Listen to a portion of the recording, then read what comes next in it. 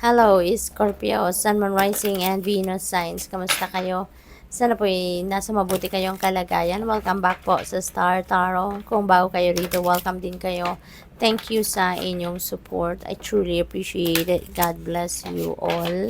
Scorpio, paunang mensahe po ninyo, Ace of Wands. Ayan, so merong bagong idea dito. Merong bagong inspirasyon dito na dadating sa inyo, Scorpio, kaya good luck sa inyo, no? Maaring sisimulan ninyo ito sa ngayon. You're going to take advantage of this energy. You're going to embrace, no, whatever this opportunity na nandiyan dyan. Because parang, it will inspire you a lot, no? Parang, ito yung gigising sa inyong passion. So, good luck sa'yo. We have Queen of Swords. Ayan. So, nag-iisip si Scorpio dito. Malayo ang tingin. Malayo ang iniisip, no? Siguro, nag-iisip kayo for you to be able to receive something, no? Sa buhay ninyo. At kailangan meron kayong aalisin. Kasi papaano nga naman kayo papaano kayo makakapag-welcome, no, ng bago sa buhay ninyo if your life is full already. So, 'di ba? Walang paglalagyan. Kaya maybe you are thinking of yung parang nagre-re-evaluate siguro kayo at some point sa buhay ninyo at tinitignan ninyo kung ano na ang nangyayari sa buhay ninyo. Maybe you are re-evaluating and reassessing what is happening sa buhay ninyo sa ngayon. At ma-figure out ninyo rito kung ano man yung mga hindi na dapat, yung hindi na may, it's just taking space, time, and energy ninyo, 'di ba? Pero wala namang magandang epekto na sa buhay ninyo. That is what you are looking for siguro sa ngayon because you want to release them, no? Para makapag-welcome kayo ng mga bagong opportunity, bagong bagay, bagong sitwasyon sa buhay ninyo, no? We have Ace of Pentacles. Holy moly, Scorpio. This is really beautiful. Kasi meron tayong dalawang aces. So, Ace of Wands and Ace of Pentacles. So, pag merong ganong sitwasyon, this signifies that there are amazing things coming your way.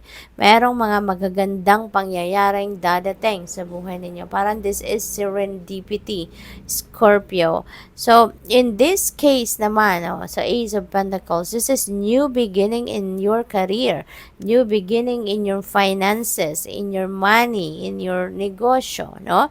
So, whatever the case may be, you are going to start changing your financial landscape sa ngayon. Kasi, maaring yung mga offer ng trabaho sa inyo, this is going to be a lucrative one na maghahatid sa inyo ng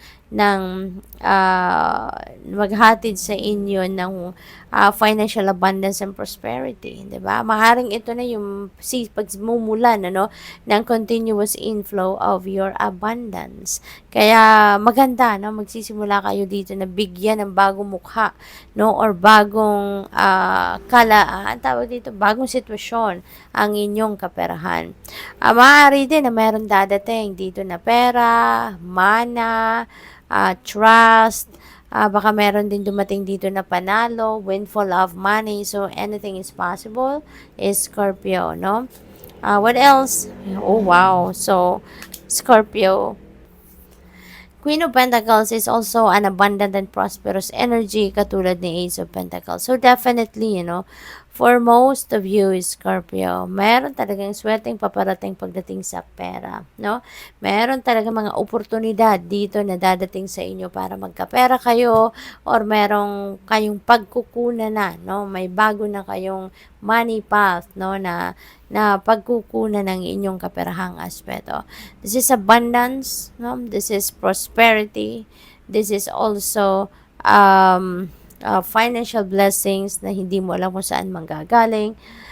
This is also a very nurturing energy. Now, this is very caring and nurturing energy. So, most likely, Scorpio, baka ang iba sa inyo dito, isang nanay na. Baka kayo ay already a mom, no? And you are taking care of the family. You are providing for the family. Yung ganon. Possible din, Scorpio, na baka yung trabaho ninyo, baka you are caregiving, baka meron kayong mga inaalagaan, no? So, maaaring ganun din ang sitwasyon dito. What else? We have strength. Ayan. So, you may need, no?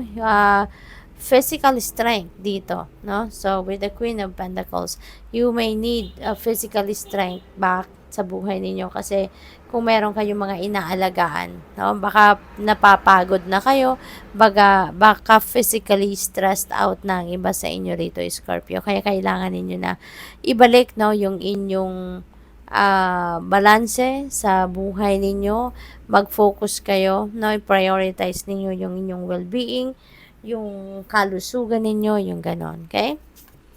We have Six of Pentacles. Ayan. So, dito sa Six of Pentacles energy, Scorpio, this is generosity energy. So, most likely, ang iba sa inyo rito is needing some help in kaperahan, ano?